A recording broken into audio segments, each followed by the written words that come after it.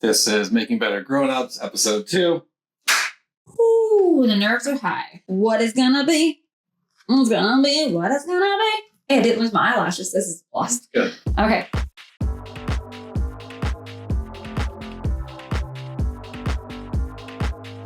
Welcome back to the podcast, Making Better Grown-Ups. I'm Leah Bourgeois. I'm so excited to go deep into one of my favorite stories, probably one of the most pivotal stories on this podcast, the round table. So I cannot wait to dive in with you. And don't forget to find us at makingbettergrownups.com, where you can also follow and subscribe to our YouTube channel, all on our website, so we can stay connected in the future for future podcasts where you'll hear more amazing stories and also possibly you be sitting at this table with me. I'm so excited. I can't wait to connect with you there. And don't forget, hit us up on Patreon, where you can go and support by donating to this amazing podcast. All right, so let's just dive on in. First of all, doesn't everyone have a podcast? It's the most intimidating thing in the world, yet I feel like the smallest fish in the sea, so maybe no one's really looking at me, yet I feel like I have a magnifying glass on me where everyone can see every detail of my life. I am so nervous. I've taken 1 billion pages of notes, but I have to tell you why we are doing this podcast. This is an epic story to start with, and all of the stories that I will be telling you about my life and testimony. And it's really deep and really long. So I'm going to try to speak clearly and take you on this journey of how I got behind this table, behind this microphone, and connected to you, because I truly believe you are here on purpose. So welcome to the podcast. All right. So I'm going to take you back about 15 years ago. I have a squad of friends that is stellar, you guys. They are the best of best friends. And that's a whole other story, a whole other podcast. And I have this one particular friend who has been trying to get me to podcast for the greater of 15 years. He actually convinced us one time back in Dallas to do EDM, dance music podcasting. We did like 3 or 4. I think we had maybe a few listeners and we had so much fun, but we just could not keep it up. And ever since then, he's like, hey, I got this great idea for you and we can do another podcast. And, I was like, okay, you're crazy. And no. And then he came back to me. It was 11 years ago. Facebook, good old Facebook memories. It reminded me, he was like, hey, remember when your friend told you that you should do a podcast and you tried it? I did 1 episode for my photography business. Only 1. That's right.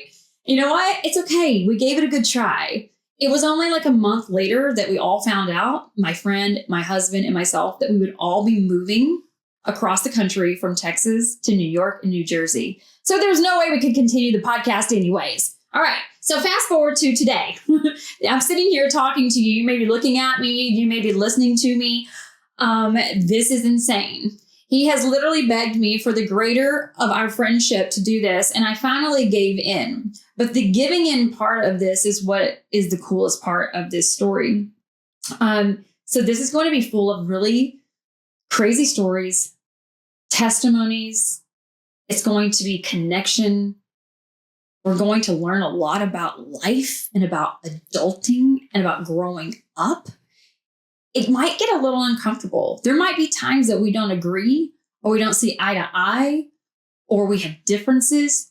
But I think at the core of every story, you're going to find a lesson in someone else's learning.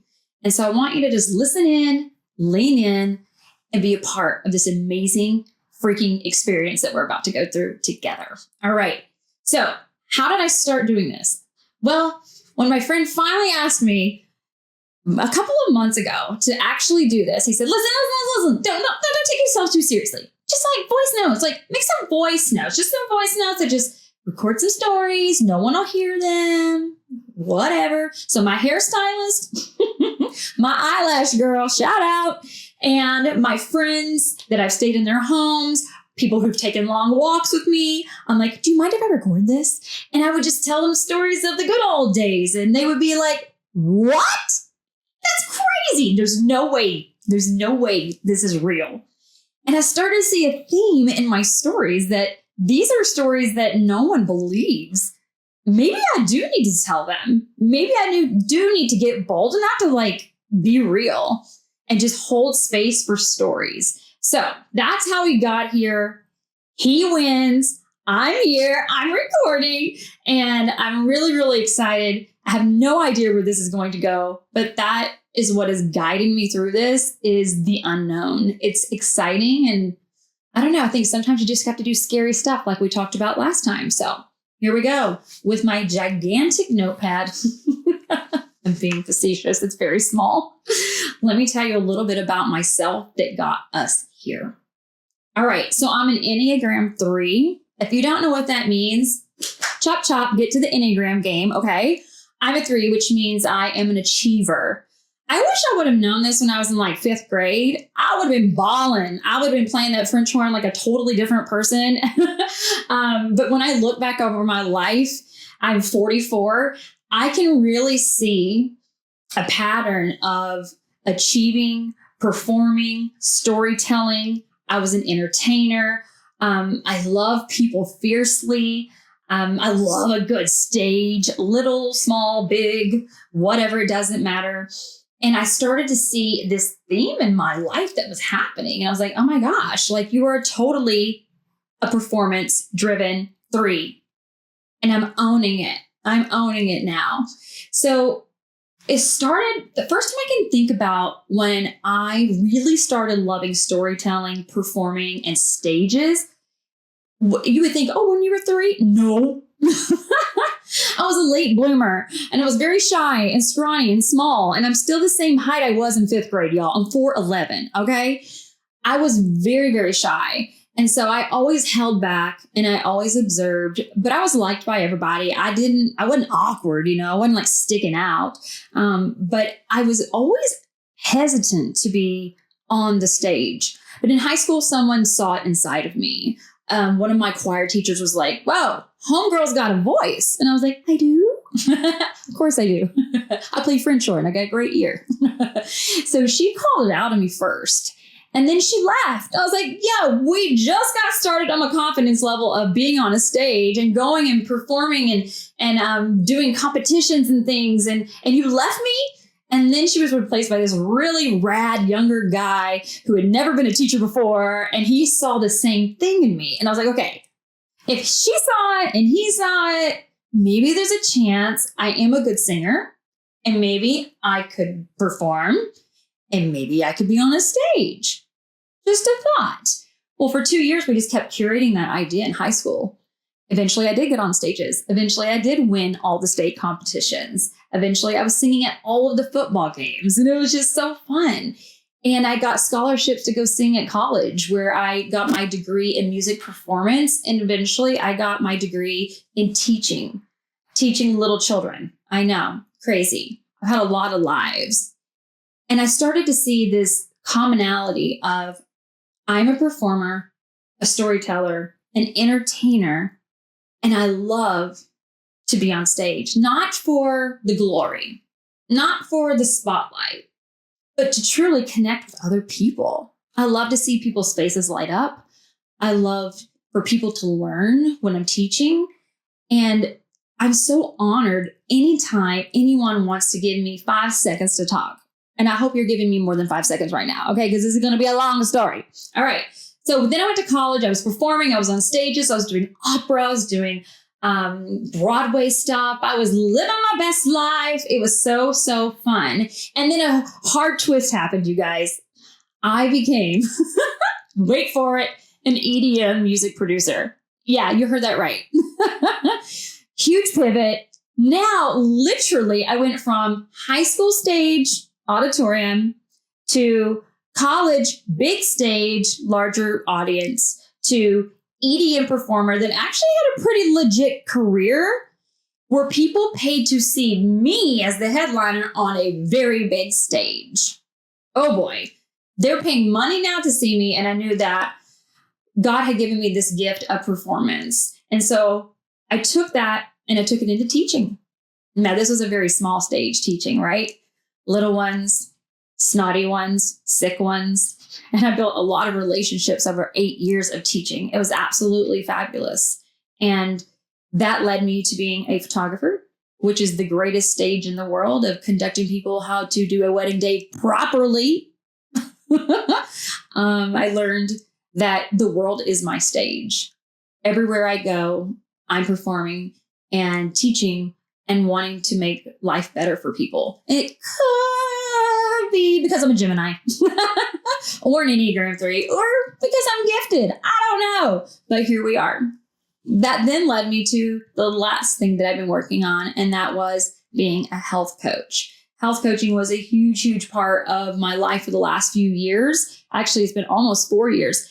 And what a cool experience to be teaching on virtual stages with thousands and thousands of people listening to what I have to say or my perspectives or what I've been learning or be educated on something in the health sector, all the way to walking on one of the largest stages I've ever stepped on at a convention to be awarded for my work in health. And so again, these stages just kept coming and coming and coming. And I'm just so grateful for the way that I can look back over my life and see how God has just really been crafting and honing my skill to be on any stage, anywhere, anytime, and help people in different ways. The title of this podcast is The Round Table. I know. I moved into this house like so many years ago, like 8 years ago, and the people had a round table, and I was like, ew, a round table. We need a farm table. Farm tables are so in right now. And I remember growing up, when I was growing up, we had an old wood round table. You could hear the chairs like as you push them under the table, you like could not sneak through the house if there was a chair because that chair was loud as heck. But that round tables were, we spent so many meals and dinners, and I played with my Barbies and my Cabbage Patch dolls. I built so many different kinds of Play-Doh sets on those tables that I can't imagine it being any other kind of table. But when we moved into this house, I really, really wanted a farm table. It was cool, and I wanted to be cool. So in my mind, everyone has a farm table now because this is like the cool table to have. So let's go to one of the highlighting moments of my health coaching career. It was back in an event that we had in March of 2021. The day before the event, it's really cool. They have all of the higher up leadership meet privately and do some really high level learning. What a cool experience, and so honored to be a part of something like that. And as I'm sitting under this big, huge tent in someone's home, I'm sitting next to people who've been doing health coaching for 8 years, 12 years, 2 years. We're all different levels.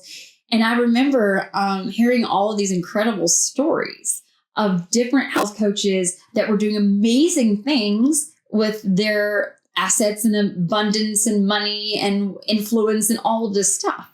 We're talking about people who are building orphanages, all the way down to people who are like, I just like to buy school supplies for my children at school so that they don't have to. It was so vast. It was incredible to hear what people were doing with their money, just to be frank, with their money and their abundance. And I was trying to figure out, like, where do I fit in? But I remember we took a break.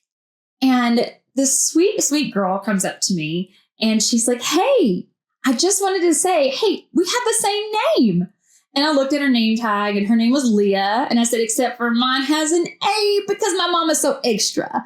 And she's like, why did your mom put an A at the end? I was like, I don't know. She said it was to make me different. She's like, well, you're definitely different. And I was like, thanks.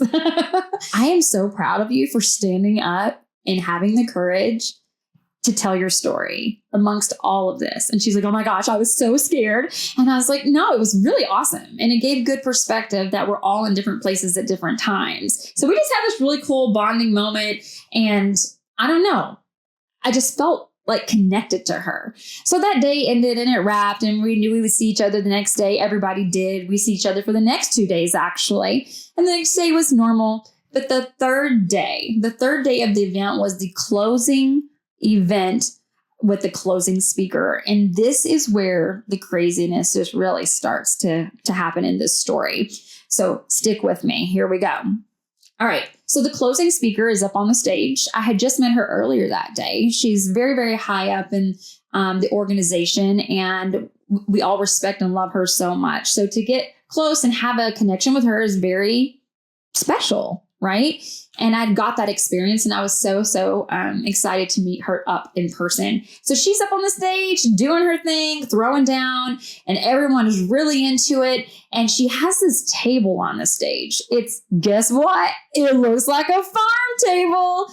It is rectangle. It's huge, and it has seats at it. And there's a big projector behind her, and she's walking the stage, and she's calling people in. Calling them in to walk up the stage and sit at her table. Well, she calls some people that have been my mentors for a few years. And when she called their names, they're a couple. One got up and went to the stage, but the other one did not. And the other one, he's like a really close friend of mine. I'm like, yo, where is he? They just called his name to the stage. This is so important. He needs to sit up there. He was called. And I gave it a few minutes, and my intuition said, go find him. So I jumped out of my seat, and I'm like, hey, husband, hold on. I'll be right back. I got to go find him. And I went on a hunt to find my mentor. Now I'm running the hallways. I can't find him. I'm outside running around. It's dark.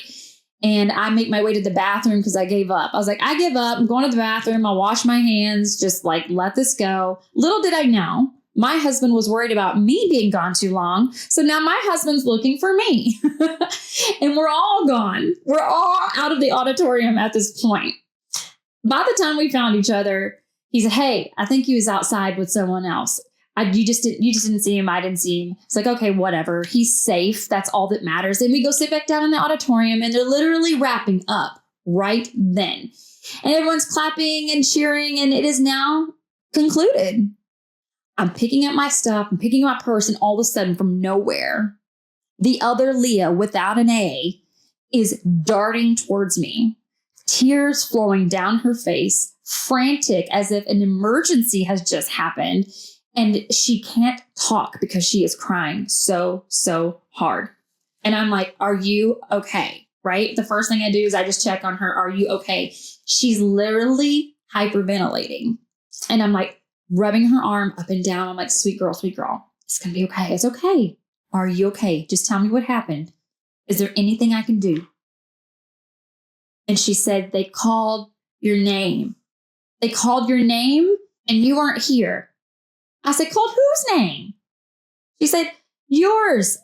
I said, what are you talking about? I was so confused. And she just kept saying the same thing over and over. And finally, I put two and two together and I went, they called Leah to the stage to sit at the table? And she said, yes, it was supposed to be you. It's not supposed to be me. I took your place. And I just looked at her and I said, baby girl, that was your place. That was your chair. It belongs to you. And she said, no. I said, yes. She then she then said, follow me, and went to the stage and found the speaker and waited in line for a good 15 minutes to get proof that that was her chair. And I'll never forget walking up to the leader who had been speaking, and the Leah next to me is like, I wasn't supposed to be there, was I? And the leader looked in her eyes and she looked in my eyes and she said, yes, you were. It's exactly who I wanted to be in that chair. Now, I knew in that moment, possibly, maybe, could be, I don't know, maybe Leah with an A should have went up there. But I looked at my husband, and in that moment, I knew something was shifting. I wasn't supposed to not only be on the stage, but I was not supposed to be at the table. And something I've been secretly working on was not being the Enneagram 3 Leah that wants to be on the stage and get the trophy and be awarded and be clapped for. I was working on helping other people feel like that. And that would be the new win in my life. So that's what I told her. The new win is you winning. You were supposed to be there. You were called in. That was your seat. It was never mine. Let it go and accept it. And as I left the event, I was confused. I went over and over and over and over in my head until I just found some peace deep, deep down in my heart about this. Like, I wasn't supposed to be sitting at that table or on that stage. Cool. It's cool. I'll be on another stage another day. I was on the biggest stage of that organization a year ago. It's going to be fine. It's going to be fine. It's going to be fine. Now let's fast forward. Let's go to January. Woo! Fast forward. All right, we're in January. I'm traveling to Florida. I'm going to see one of my best friends. Yes. And she's hosting this big event, and it's a health event. And I'm going to be seeing a lot of people that I know and meeting some people that I don't know. And it's the first time I've traveled since the last 2 COVID stints that I had. And so I was really excited to get out of the house and just be around new people. All right. So while I was there, I started heeding the words of my friend. Remember, don't forget the friend that was bugging me about the podcast. Yeah, you forgot for a second. He had given me assignment. While you're traveling, while you're everywhere, record your stories in front of people. Just talk and record, talk and record. So while I was there, no one was at hosting health parties, hanging out with my best friend. I was recording all these crazy stories.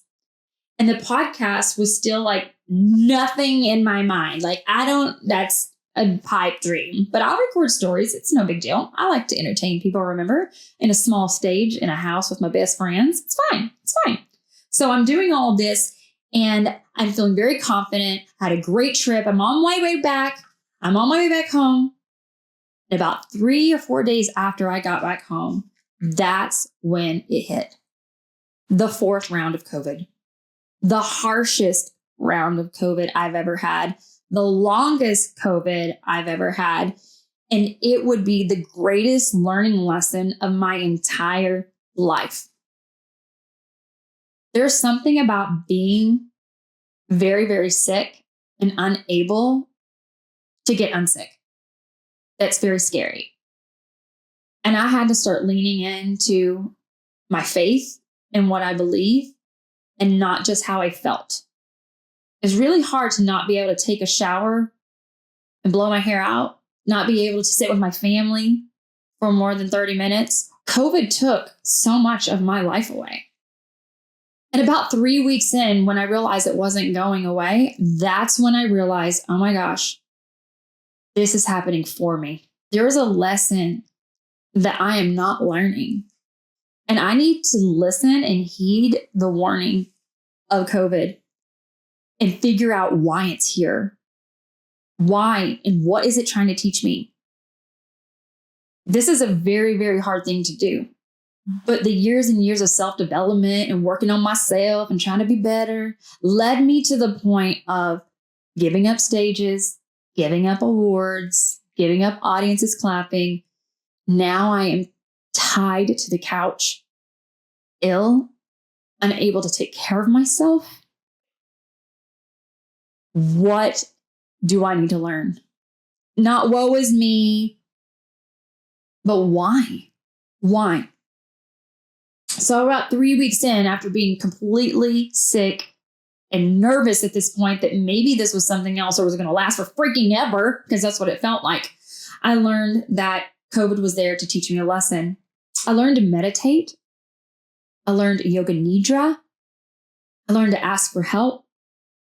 I learned what rest is. Shout out to my mom who told me if I didn't learn how to rest, it would take me down. Well, she wins. It took me down. How to slow down life.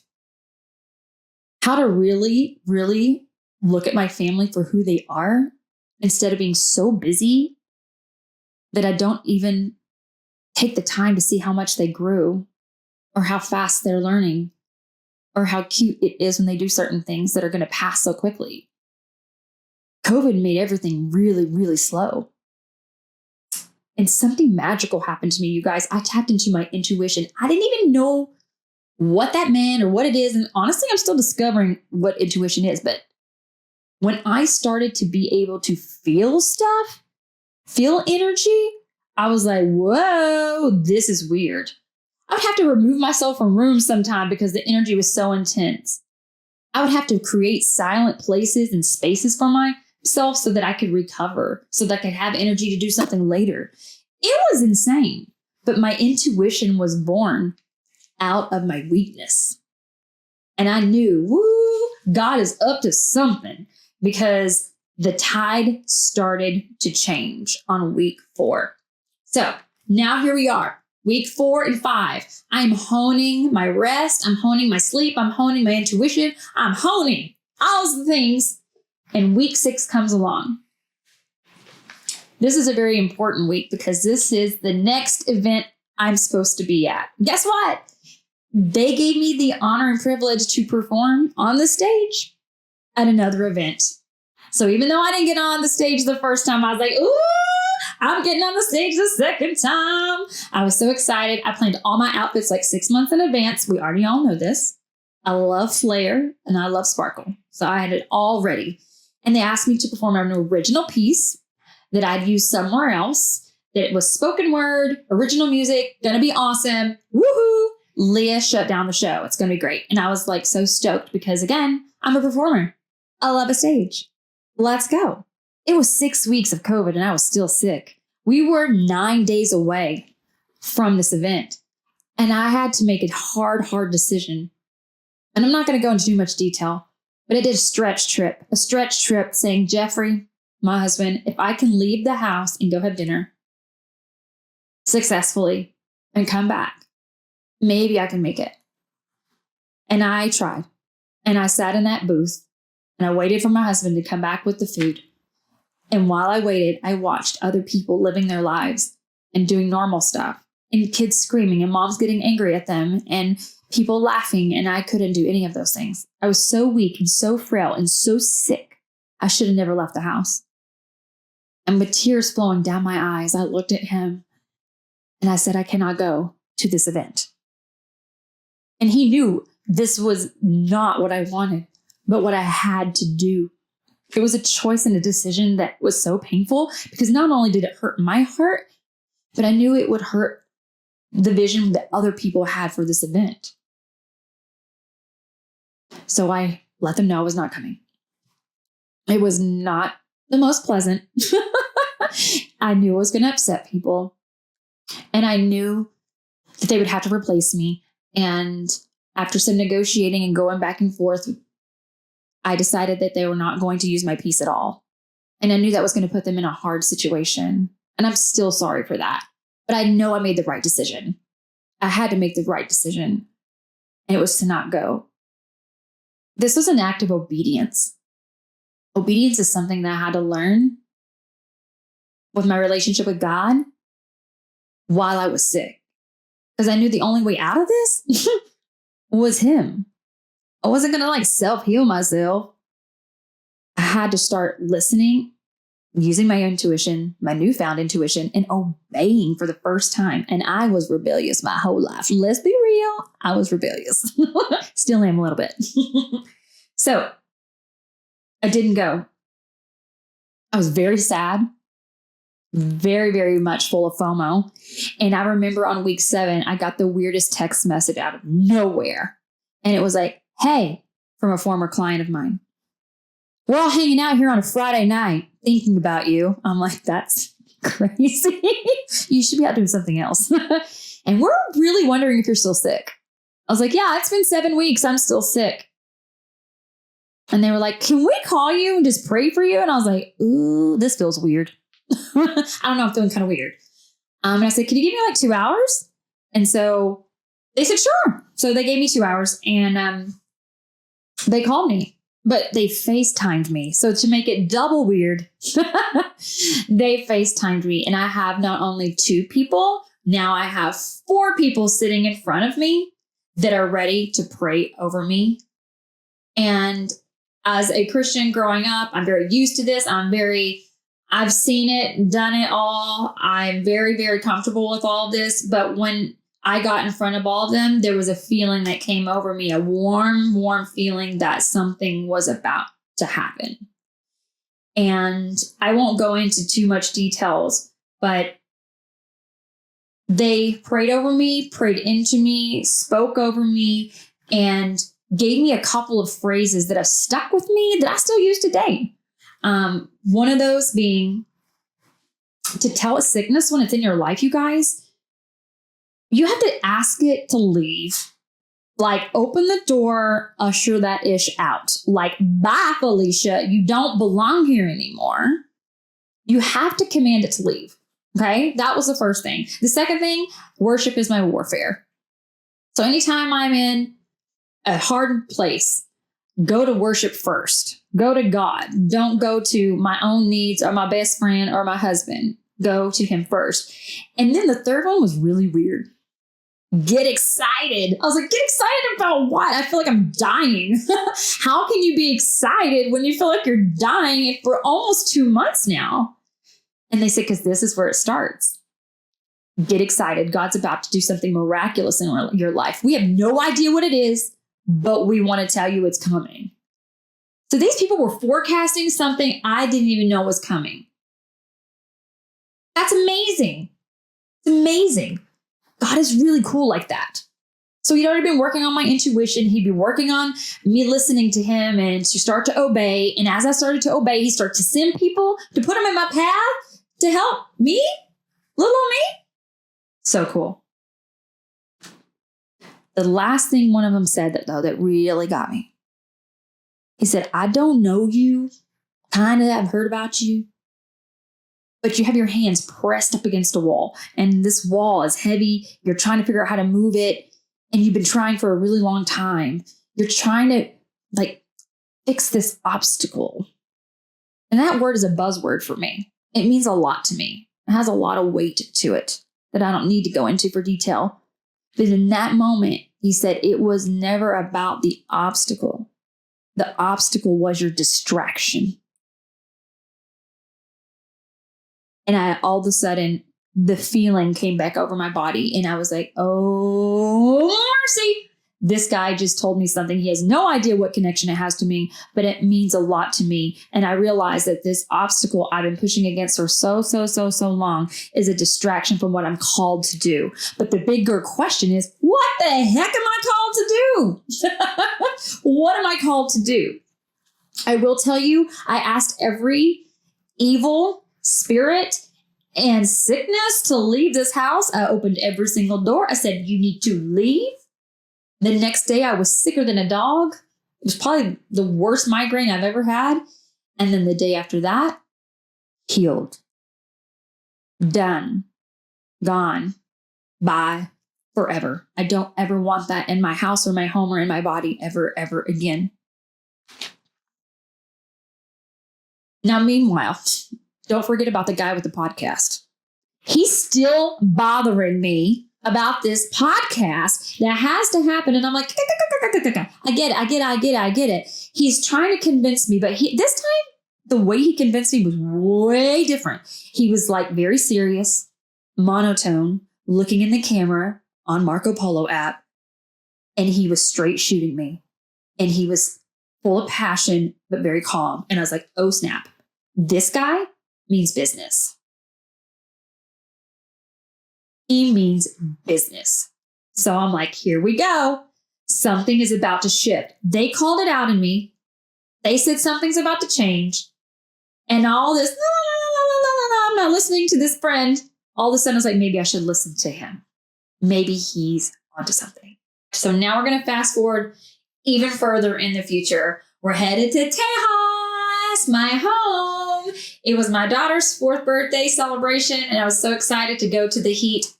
I was not excited to go to the heat. We also didn't know it was going to be 30-mile-per-hour winds. So there's that too. Thanks, Texas. You never know what you're going to get there, right? So we finally made it there. We reunited with my 90-year-old grandma, my parents, and my family. And it was so awesome. And we went to this awesome lunch on the square. And if you're familiar with Decatur, Texas, probably not. They have a really awesome square. And we decided to take my grandma out for lunch one day, just a casual lunch to get her out of the house because she's a go-getter. She's like, let's get out of the house every single day. Do your hair, do your makeup. I don't know. She's glorious and beautiful. And I don't know, so much to look up to. That's another podcast for another day. But she's like, heck yeah, let's get out of the house and let's go eat. So we went to this place on the square that I'd never seen called Roosters. I was like, I like the name. Sounds good. And I remember when we went in, it was full of Texas memorabilia and it was crazy and decorated to like so Texas. Like you can't walk in there and not know what state you're in, because here's a little fun fact. In Texas, they pretty much only fly the state of Texas flag. So you walk in, you're like, this is a Texas restaurant. And weirdly enough, I remember pushing all the tables together because there was quite a few of us and all the tables were square. They weren't rectangle. They weren't circles. They were squares. So we're like, puzzle pieces, putting these things together so we can all sit at the same table. We had a great lunch that day. Nothing crazy happened. It was really fun. But what happened the next day was absolutely bonkers. Remember those two girls who called to pray over me? Yeah. With their husbands? Yeah. Calling things in my life were coming and about to change? Yeah. They were like, hey, last minute, do you mind if we come and visit you in your small town of Decatur, Texas? And I was like, okay, I'd love to see you guys in person. One of them I had never met and one of them I had. So this should be fun. And I was like, where should we go? And I could not think of anything because I hadn't been home in so long and it's changed so much. And I was like, Roosters? They're like, that sounds amazing. And I was like, I've been there before. I know it's really good. I didn't tell them it was yesterday. So we head to the square, we park, we're getting out, and the bathrooms are on the bottom floor and everything on the bottom floor is packed. Everyone's seated. It's lunchtime. So my mom, with her bad knees, who hates stairs, says, hey, I'm going to go find a table upstairs. And I was like, Mom, there's like literally 50 stairs. Can you make it? And she's like, of course I can make it. With all her, might, she made it up the stairs about halfway. I went to the restroom, picked up my friends on the way out and said, let's get upstairs and get to know each other. This is quite interesting that y'all prayed over me at a deep level and now we're meeting each other for the first time in person. I mean, how awkward could it be? So we're walking up the 50 stairs. And as we topped the stairs, there was a bar, there was a whole new wait staff, there were more square tables, some rectangle tables, and two beautiful windows overlooking the town square. My mom was all the way back in the corner. She picked the furthest table from everywhere. And I was like, why did she do that? And I think when I look back, she probably did it so we could have some privacy and it'd be quiet because it was a really loud restaurant. So we're walking all the way to the back corner. We all pull out our seat and we sit down.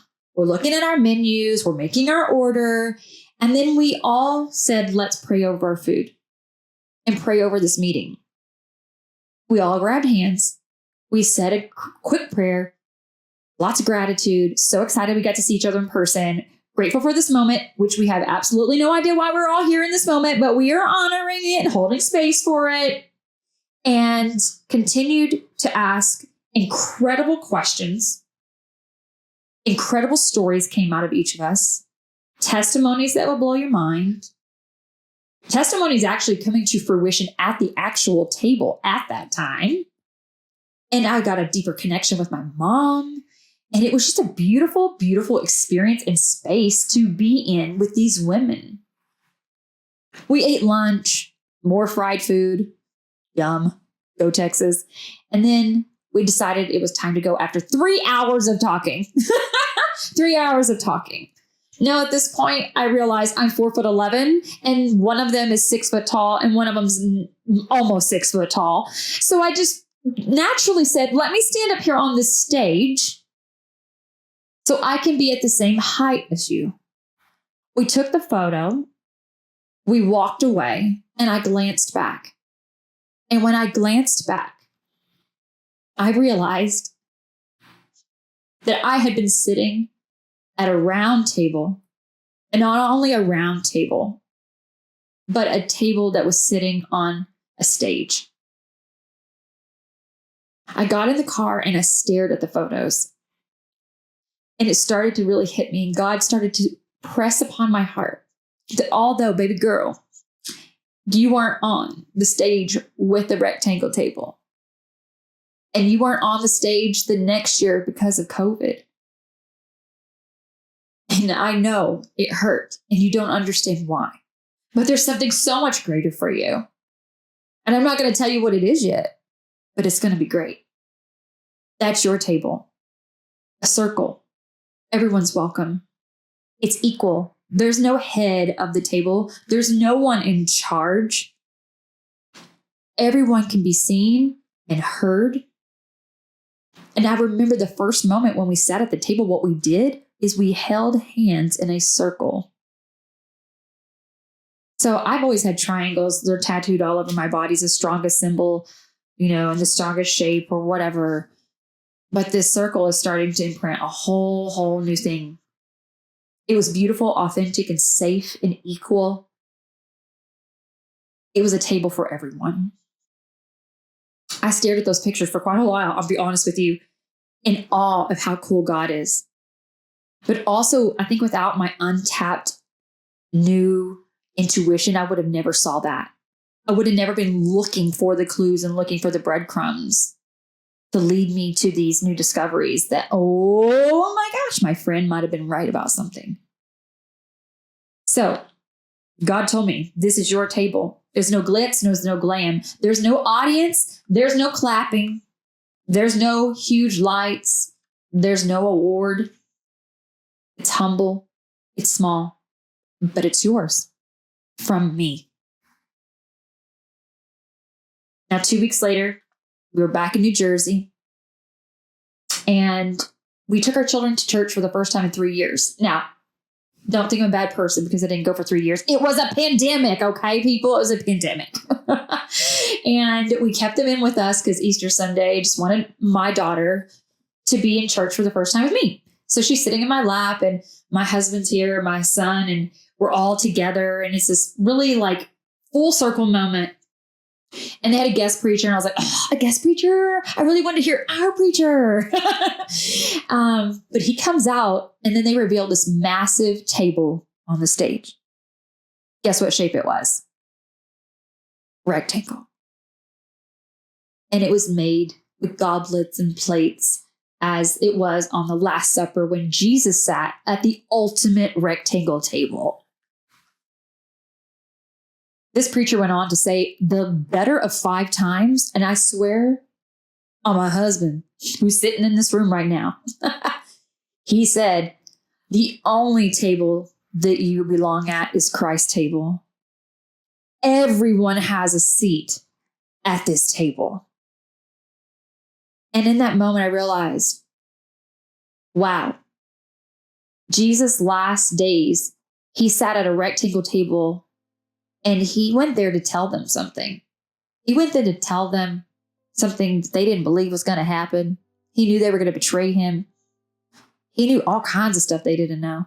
But he still went there and he told them. I do belong at that table. You belong at that table. We all belong at that table. He's invited us to that table. He broke bread with his friends at that table. But for me, he said, Leah, that was my table. Your table is round. It's communal. It's equal. It's to share. It's to grow.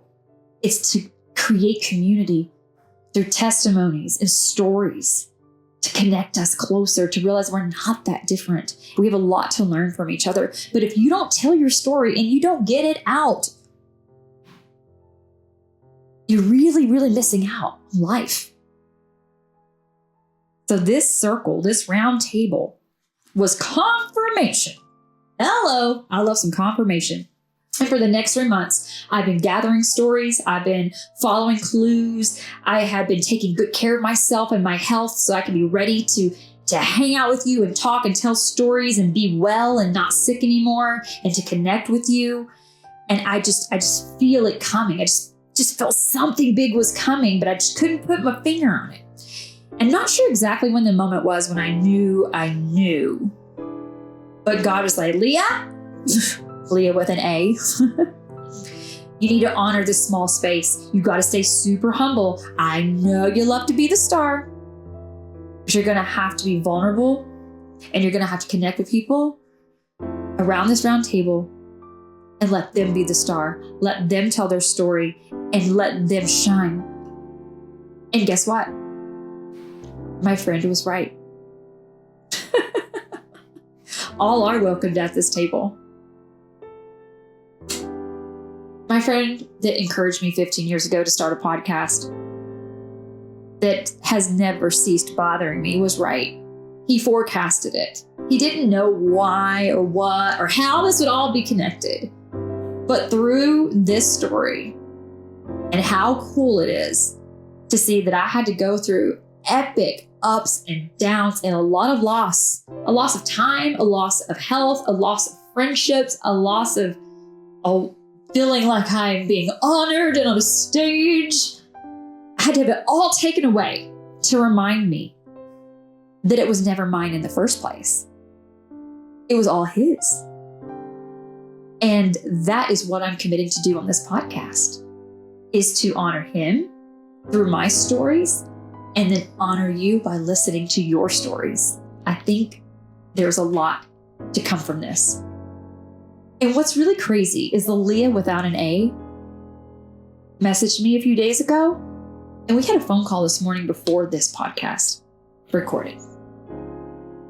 We talked for a good hour before I even came down here to record, and I told her this story for the first time.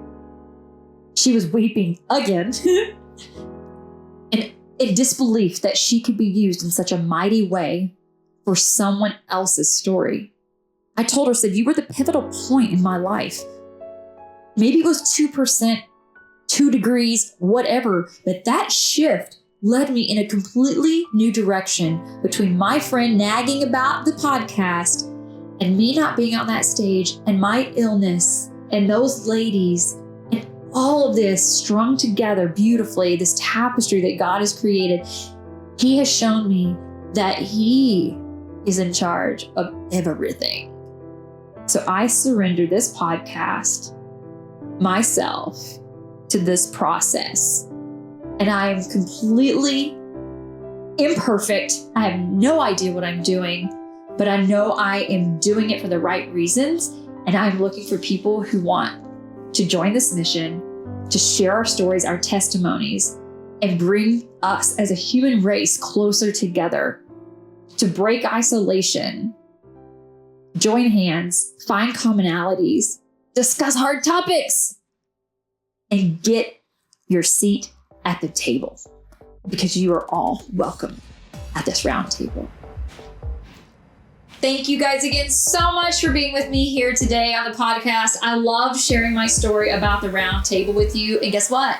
We're just getting started. Now it's about staying connected so you can stay in the know, hear more incredible stories, and possibly be a guest on the show. How do we do that? We can stay connected at makingbettergrownups.com. You can like and subscribe there. You can also subscribe on our YouTube channel. And don't forget, you can come and show us some love and support this podcast on patreon.com. Again, we are so glad you're here. See you next week.